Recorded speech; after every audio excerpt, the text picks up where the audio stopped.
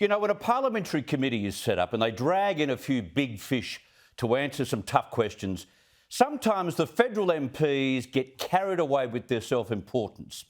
And I've often witnessed the likes of Senator Sarah Hanson-Young or Murray Watt rant and rave at some public servant trying to elicit a response to fit their narrative, and it usually doesn't work. It doesn't get them anywhere. And the bigger the fish, the more experienced the witness. And so in front of the Parliamentary Economics Committee today was a big fish, Reserve Bank Governor Philip Lowe. And of course, the gotcha strategy today was to try and slam Lowe over his 2021 forecast that interest rates would not rise until 2024. Our central scenario continues to be that the condition for a rise in the cash rate will not be met until 2024. And so today the committee was ready to pounce because, after all, many analysts believe that Lowe's assurance there was one of the biggest single factors in triggering a borrowing and buying frenzy in the Australian real estate market. One committee member, Labor's Jerome Laxale, even questioned the credentials of the Reserve Bank board. It was reported yesterday in the Sydney Morning Herald of the current non-executive board members appointed by the former Treasurer, Josh Frydenberg, or his predecessor, Scott Morrison, that only, and I quote, only one is a trained economist. Mr Lowe, in your personal and professional view, do you believe that's appropriate? I'm a trained economist. Michelle, no, out of the non-executive board members. Stephen Kennedy, the Treasury Secretary, is a trained economist. Professor Ian Harper, obviously a trained economist, so we've got already 4. But you don't need to be a professor of economics to understand economics and monetary policy. It helps, but you don't need those qualifications. See, the bigger the fish, the better the witness. And on his controversial interest rate prediction, the media wasn't letting him leave the Parliament today without facing this question. Governor Lowe, will you apologise to the Australian people for lying to them about the interest rate not being cut by 2024? If your internal review suggests that you made a mistake, will you stand down in November? A mistake, yes. A lie? That's a bit rich. The fact is, no one could have predicted the domino impact of a yet-to-be-waged war in Ukraine. The Reserve Bank board certainly couldn't. And it remains a fair defence for the governor to use. But the fact is, many borrowers took Lowe's forecast at face value, and now that interest rates are rising, are caught in a debt trap.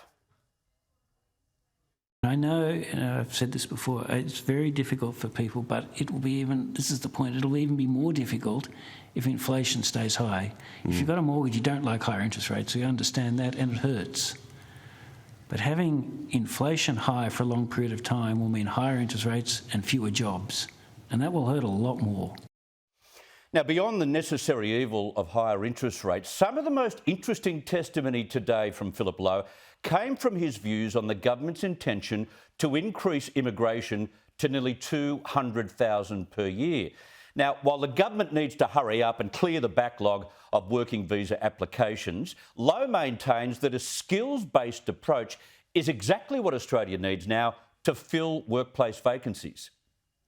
The focus needs to be on getting people with skills that are in short supply. Because I hear many businesses say they want to expand, they want to invest, but they can't get the people to do the expansion and the investment. And that's creating bottlenecks in the economy, and if we can blast through those bottlenecks with more people, we'll have higher output and higher income. So we need to focus on skills. Now, the so-called benefits of high immigration levels, let's be real here, it's been a point of great contention in this country. And it's patently obvious that the more humanitarian immigration we agree to, including family reunions, the more pressure those places place on welfare, which doesn't help Australia economically much at all. In fact, when we've been called on to take hundreds of thousands of people from, say, the Middle East or Africa in recent decades because of civil war, it's been terrific to be able to tell the world we've done it, but it's arguably created additional social problems. But what Lowe argued today is that if our skilled migrant levels reach 200,000 people annually, it does not impact on unemployment because they themselves will drive demand for their own need for services. If you think about it in the kind of the perspective of an individual business, it's pretty clear. You can't undertake an investment, you can't hire a worker, so you get a worker from overseas and things look better for you, and the labour market constraints ease. But when that worker has finished working for you, they go home, they've got to live somewhere, they've got to eat, they go to the doctor, they go out and entertain themselves, maybe their children need to get educated, and when they do all those things, that creates additional demand for labour. He's dead right, but again, the priority needs to be on skills, the right skills for what we need at the moment and the right people. If the government can stick to that, and let's keep our fingers crossed they can, we can fill those 480,000 job vacancies. Meanwhile, though, what are we doing about getting the almost 700,000 job seekers off the dole and into work? Now, it's all well and good to talk about training and education, as they did ad nauseum at the recent Job Summit. But there's clearly a generation, maybe even two, in the Australian community who don't want to work and can manage on JobSeeker and whatever else they pick up on the side. So has the Labor government got the stomach to tackle that conundrum? Because it's 700,000 unemployed, while we're at virtually full employment, Australia has a serious cultural problem where work is no longer part of that generation's life plan. And that is a very rocky road to more social dysfunction.